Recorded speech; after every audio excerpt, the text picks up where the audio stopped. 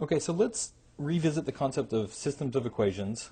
Instead of using substitution, let's see if we can re-represent this system that we used last time as a matrix operation.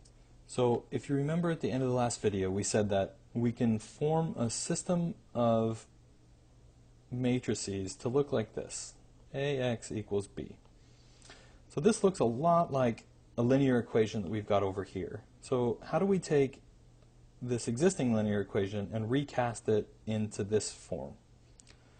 So if we take the coefficients out of the front of each of these terms and pull them into a matrix, 1, 2, 3, 4, and we know over here on the other side it's going to equal 5 and 7. So then what goes here, right? So we know that we have a 2 by 1 matrix here and a 2 by 2 matrix here, which means that according to our previous convention we must have a 2 by 1 matrix here. And this makes sense, you can just eyeball it. This is x and y, which are our variables. And now this allows us to formulate this system in the common form that we have up top here. A x equals b.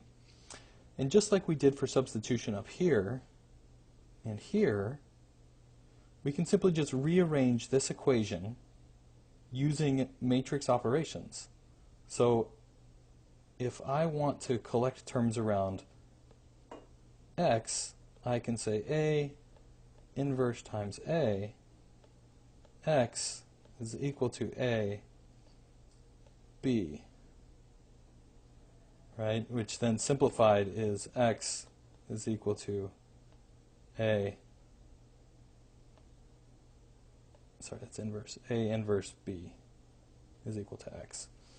And this can then be solved computationally using any of your linear algebra techniques to solve for x and all the components of x, right? Which in this case are x and y at the same time. And what's cool is that this matrix can be of any size. And we have these methods in Python that recast this application of matrix operations into something that can be efficiently done at really, really large scales.